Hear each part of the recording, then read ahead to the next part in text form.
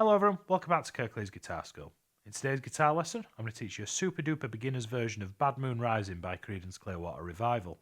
If you head to the first link in the description, this will take you to my website where you can download a chord sheet that accompanies this lesson completely for free. You don't have to give me your email address, there's no sign-ups, no monkey business, you just literally head over to the website and click download PDF. I'd encourage you doing so and print it, if possible, print it out to accompany this lesson. It's really going to help you get it over the line. If you like the way that I teach, I'd urge you to check out the second link in the description, which takes you to the Kirklees Guitar School Academy. This is my membership platform that has over 100 other lessons that are not available anywhere else. And if you like the way that I teach, there's a lot of value there for you. You can join that with a 14-day free trial. Okay, let's get into today's class. So, here's what we're up against. We've got a D chord, we've got an A chord, and we've got a G chord. Now, let's just have a look at this sequence again. Go and download the PDF for this because you'll be able to blow that right up. Now, this song kind of hinges. The vast majority of this song hinges on sort of the same idea. You've got a clear-cut kind of verse and then a clear-cut intro. To begin with, what I'd like you to do, each one of these notes, these are called crotchets. They last for a beat each. You see the sheet music note that sits in the line. Each one of these signifies a downstroke, okay? We're not going to play any upstrokes in this piece at all today. But what I'd like you to do is I'd like you to strum that D chord twice for me if you can. We're then going to go to an A chord, so we're going to completely lift off this and do the three stood on top of each other. And then we're going to go to a G next. So you've got D, D, A, G.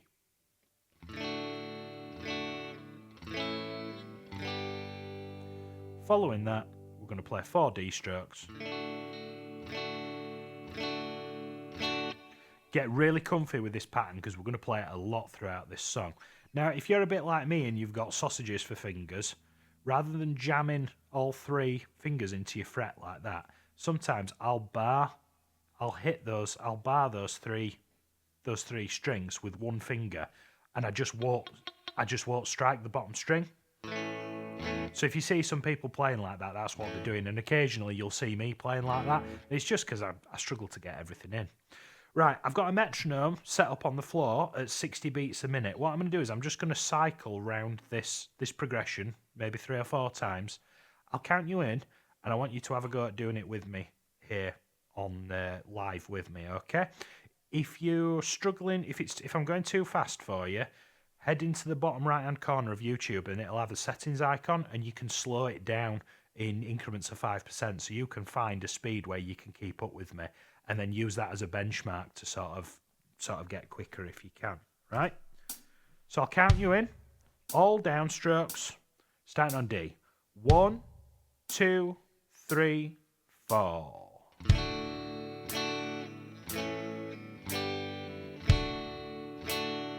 Round again. D, D, A, G, D, D. Round again. Intro. D, A, G, D. Round again.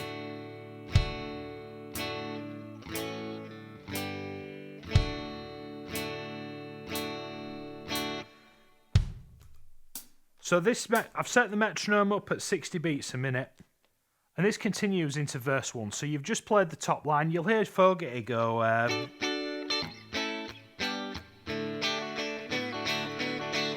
The technical focus in the academy, I sort of break down what he's doing there. If anybody needs a little bit of extra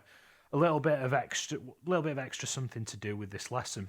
Now, can you see how this pattern's repeated, but I've just sort of elongated it a bit? So you've got 2 strokes of D, a stroke of A, a stroke of G, 4 strokes of D. That's exactly the same as the intro, but we do it again here. So that verse, I see a bad moon rising, we're just going to sit on that. I see trouble on the way. Now, you might not have seen these before, but can you see either side there's these funny looking brackets? Now, those are called repeat markers. And what that means is this entire sequence, this entire 4-bar sequence, we're going to repeat twice. Okay?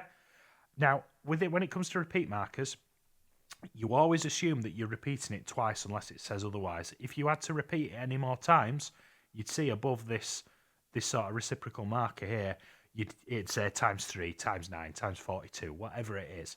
But when there's no indication of how many times you to repeat it, you just repeat it twice. Okay?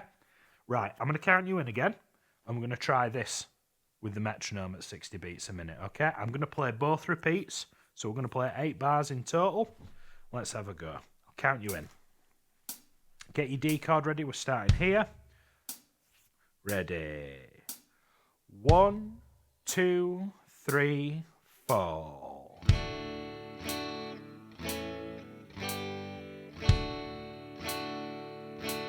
Bar 3. D, A, G, D. Starting for the second time.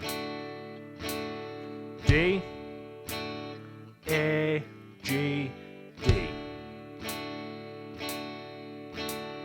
D, A, G, D. So that's your verse, and all the verses are the same as that. And then we go on to the B section, which is the chorus. Don't go out tonight, it's bound to take your life, okay? We're going to change the progression now. We're going to do a full bar of G, so that's don't go around tonight. We're going to go to a D chord, that's bound to take your life. We're going to do 2 strokes of A, there's a bad moon on the rise. So you got G for 4 beats, D for 4 beats, A for 2 beats, G for 2 beats, D for 4 beats. So at this point, we're essentially just going to keep going round and round and round and round those 2 bits. It ping-pongs between a verse and the verse and the chorus. Now you'll see it labelled in a little bit, which we'll look at the solo. The solo is basically a mixture of both of those that will break down, but essentially you've got the full song now. So we've just done the chorus. Following that, we'll go into verse 2, and can you see how that's just identical to what we've done previously? It's got the 2 repeat markers, and then it's got the chorus as well. So let's have a go at that with the metronome. Have a go with me. We're going to play everything that's on screen. We're going to do the top line twice, and then we're going to do the chorus just the once. Okay, I'll count you in. 1, 2, 3, 4.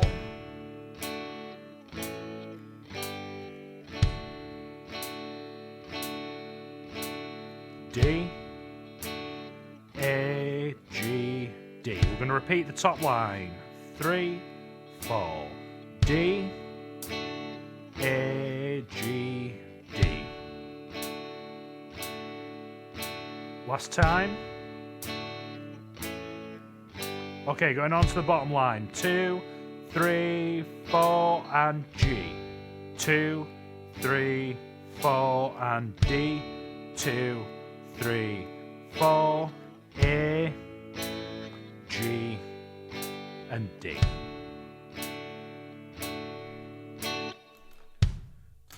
So you can see how we've just essentially repeated what we've done previously, haven't we? Okay.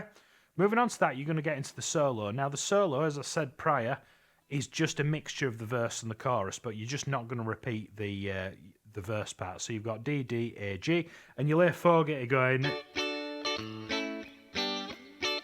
He sort of does that thing like he does in the intro, and you'll hear the band changes after 4 bars. This is just, it goes from the verse progression in the start of the solo. I think this is on the second page if memory serves, into here, which is just the it's just the chorus. Don't go around tonight, but you'll hear it kind of goes to a.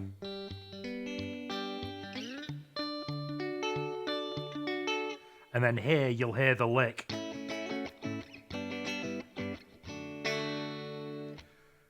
That's how I remember it anyway. Following that, you go into verse 3 and the final chorus. So verse 3 is identical to the prior 2 verses. It's just got a repeat in it. And the chorus looks the same. However, let's just have a look at his next slide, because you'll see we've got that chorus there, but then it repeats again. Okay, it just goes on a little bit longer than you're expecting. Okay, so you'll go. He says, looking at chorus G.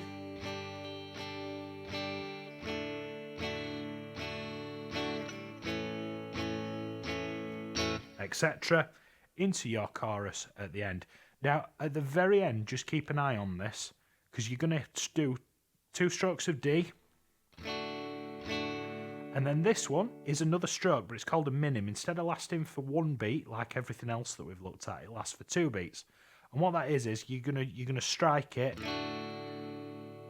and I've actually connected it into the next bar. This one's called a semi-breve. It lasts for 4 beats. And can you see the line on the bottom connecting them? I call them washing lines. It's actually called a tie, is what it's supposed to be called. And what that means is you're going to strum this D chord 3 times, but the 3rd stroke that you're going to play, you just let it ring out for ages. Okay?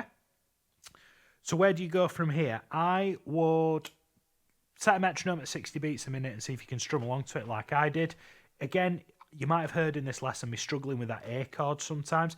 I just can't get my fingers in. I'm trying to set an example for you guys, but if you're struggling, get that bar in. It's completely cool.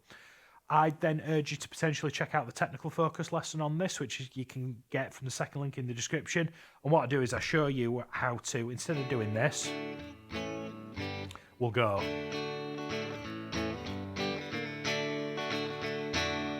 So if you're eager for a little bit more of like what Fogarty is doing on the record, I'd urge you to go check that out.